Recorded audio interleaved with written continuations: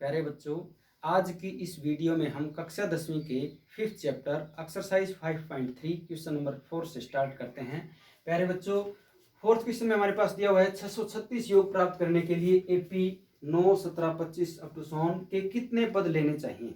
हम इसको आसानी से कर सकते हैं क्योंकि थर्ड क्वेश्चन में हमने काफ़ी सारे पार्ट्स इसी प्रकार के किए हैं। आप उसके लिए आप हमारी पहली वीडियो को देख सकते हैं। यहाँ पर दिया हुआ है प्रथम पद ए 9, सारो अंतर हम निकाल लेंगे, दूसरे पद में से पहला पद घटा देंगे। हमने ये पूछा है कितने पद लेने चाहिए, यानी कि n का मान निकालना है, तो हम मान लेते हैं n पद लेने चाहिए। तो ये योग है तो इसको हम Sn कहेंगे, बराबर 636 हो गया। Sn का फॉर्मूला हम जानते हैं, ये फॉर्मूला पुट कर दिया। अब यहाँ a का मान लिख देंगे, d का मान लिख देंगे, n का मान हमें निकालना है। ये मान हमने पुट किए, देखते हैं कि दोनों संख्याएं 2 से भाग होती हैं। 2 हमने बाहर कॉमन ले लिया, ये 2 से 2 इस प्रकार कट गया, ये बच गया 9।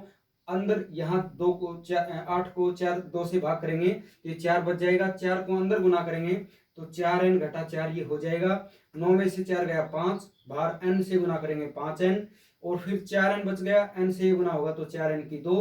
636 को इधर लेकर के आएंगे, घटा हो गया। द्विघात समीकरण में हम क्या करते हैं, पहले पावर 2 लिखते हैं, फिर पावर 1, बाकी जो रकम बच गई उसको लिखते हैं। ये द्विघात समीकरण बन गया। इसको हम फैक्टराइज कर लेंगे, 5 के टुकड़े बनाएंगे तो कितने हो जाएंगे, 53 घटा 45। तो इस प्रकार से हम इसको सोल्व आउट करेंगे। n के 2 मान हमारे पास आ जाएंगे, घटा 53/4 और 12 घटा 53/4 ये संभव नहीं है तो हम इसको अस्वीकार कर देंगे। हम लिख देंगे एपी के 12 पदों का योग 636 होगा। तो हमें n बराबर 12, ये हमारा आंसर हो गया। नेक्स्ट इज, ये कहता है किसी एपी का प्रथम पद 5, तो हमारे पास a का मान हो गया 5। फिर कहता है अंतिम पद 45 है, अंतिम पद लास्ट टर्म उसको हम मान लेते हैं वो an है, वो कितनी है 45। तो an के लिए फॉर्मूला क्या होगा, a plus n minus 1 into D बराबर 45। a का मान हमारे पास दिया हुआ है 5, तो हम लिख देंगे 5, उसको उधर लेकर के जाएंगे, घटा हो जाएगा तो ये बच जाएगा n घटा 1 इंटू डी बराबर 45 घटा 5, ये आ गया 40। इसको हम समीकरण 1 कह देंगे। फिर हमारे पास दिया हुआ है योग 400 है, तो ये हो गया Sn बराबर 400। Sn के लिए फॉर्मूला हो जाएगा n/2 इंटू 2a, a की वैल्यू कितनी है 5, फिर प्लस n-1 इंटू डी बराबर 400। अब हम समीकरण 1 से देखते हैं कि n-1 इंटू डी की वैल्यू हमने निकाली है 400, तो इसके प्लेस पर हम नहीं 40, तो इसके प्लेस पर हम 40 लिख देंगे।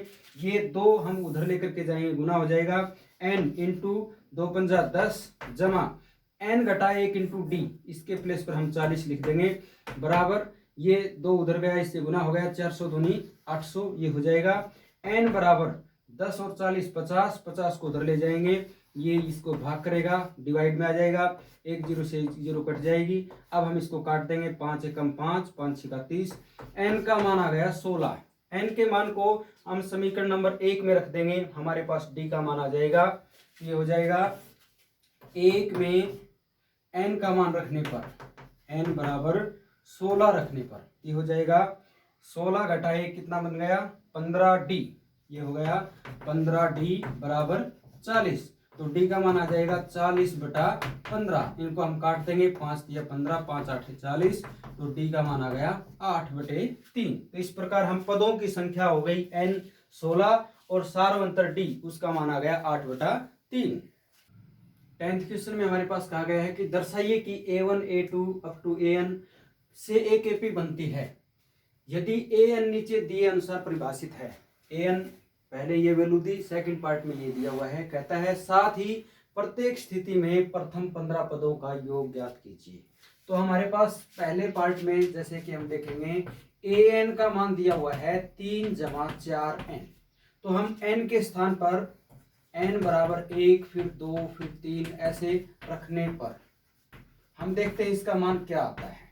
तो पहले a के स्थान n के स्थान पर 1 लिखा, तो ये हो गया 3 जमा 4, इसकी जगह 1 रखेंगे, 4 एकम 4, ये बन गया 7। फिर 2 रखेंगे तो ये हो जाएगा 3 जमा 4 दूनी 8, और 8 और 3 हो गया ये 11। फिर हम इसी प्रकार से 3 रखते हैं तो ये हो जाएगा 3 जमा 4 तिया 12, ये बन गया 15। इसी प्रकार आगे चलते जाएंगे। तो ये पूछता है क्या ये एपी बनती है, तो बच्चों हम क्या करेंगे, हम इनका सार्वंतर यानी कि टू टर्म्स का डिफरेंस देखते हैं, वो सेम आता है तो ये AP है, तो हम लिखते हैं D1 क्या होगा, A2 माइनस A1। A2 11 है और A1 है 7, 11 में से 7 गया तो कितना बन गया 4। फिर हम निकालेंगे D2, वो कितना आएगा A3 माइनस A2, अगले दो पदों का अंतर हो जाएगा 15 घटा 11 4। तो इसी प्रकार हम देखते हैं कि इनका डिफरेंस 4 आ रहा है, तो हम लिख देंगे प्राप्त सूची ये एक AP है, तो हम लिख देंगे प्राप्त सूची एक AP है, सूची एक AP है। अब इसने कहा है यदि AP है तो इसके प्रथम 15 पदों का योग ज्ञात कीजिए, तो हम योग ज्ञात कर सकते हैं क्योंकि यहाँ पर प्रथम पद A वो कितना हो जाएगा 7, सार्वंतर D वो कितना हो जाएगा 4, हम S15 निकालना है। Sn का फॉर्मूला लगा करके हम इजीली इसको निकाल सकते हैं, जो कि हो जाएगा n/2 इंटू 2A, A की वैल्यू है 7 प्लस n-1, 15 में से गया 14 गुना D जो कि 4 आ गया। ओके, अब हम इसको सिंपली कर सकते हैं। इसी प्रकार से हम सेकंड पार्ट में n के प्लेस पर 1 2 3 ये पुट करके हम पद निकाल लेंगे, फिर डिफरेंस देखेंगे, यदि वो सेम है तो AP है, और फिर हम 15 पदों का योग इसी प्रकार से इजीली कर सकते हैं।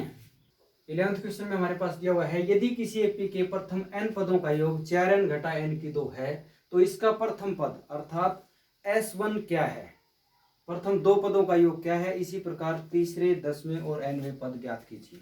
तो बच्चों देखिए यहाँ पर n पदों का योग दिया हुआ है Sn, कितना 4n घटा n की 2, निकालना है प्रथम पद, तो हम लिखेंगे प्रथम पद A वो कितना होगा, वो होगा n के प्लेस पर 1 पुट कर देंगे, S1 यानी कि एक पद का जोड़, तो पहला पद निकालना है तो n के प्लेस पर 1 टिक देंगे, तो ये कितना आ जाएगा, हम लिख देंगे 4 गुना 1 घटा 1 की 2, तो एक पद का योग यानी कि वही पद आ जाएगा, तो ये आ जाएगा 4 घटा 1 की पावर 2 का मतलब 1 3, तो प्रथम पद A का मान 3 हो गया।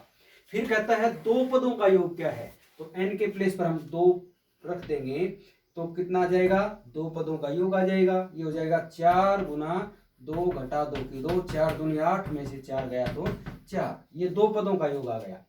अब हम लिख देंगे दो पदों का योग,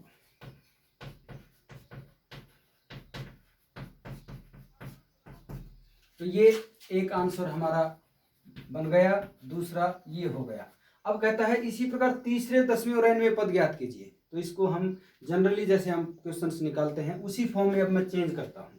तो देखो बच्चों दूसरा पद हम निकाल सकते हैं, तो हम लिख देंगे इसलिए दूसरा पद A2 वो कितना हो जाएगा, हम दो पदों का जोड़ है, प्रथम दो पदों के जोड़ में से प्रथम पद को घटा दे तो दूसरा पद आ जाएगा, दो पदों का जोड़ हमारे पास है 4 घटा 3, तो ये कितना आ गया 1, ये दूसरा पद है।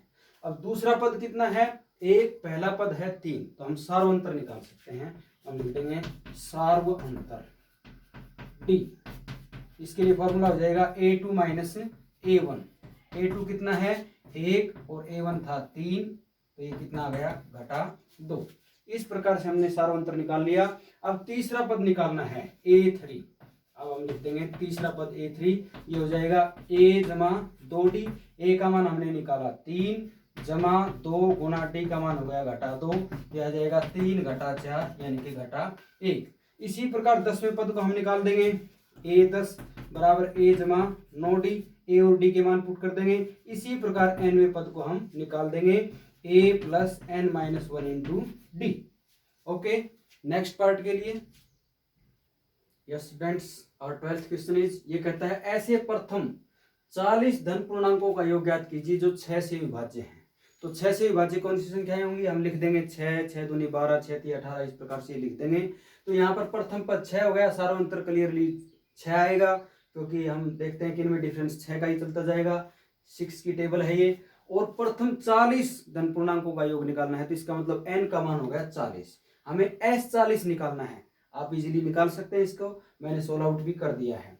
इसी प्रकार से 13th क्वेश्चन है, ये कहता है 8 के 15 प्रथम 15 गुणजों का योगफल ज्ञात कीजिए। तो हम 8 के गुणज लिखेंगे। 8 की टेबल आप जानते हैं, 8 8 दूनी 16, 8 3 24, इस तरह से चलेंगे। तो प्रथम पद 8 हो गया, सार्वंतर भी 8 आएगा, n का मान 15 है, हमें S15 निकालना है। आप इसको इजीली निकाल सकते हैं। इसी प्रकार से हम 14th क्वेश्चन कर लेंगे, बहुत इजी है। आप अगले सवालों के लिए हमारी अगली वीडियो देखिए। धन्यवाद। वीडियो को लाइक और शेयर भी करना ना भूलें। यदि आपका कोई सुझाव है तो कमेंट बॉक्स में जा करके अपना कमेंट भी अवश्य डालें। थैंक्स।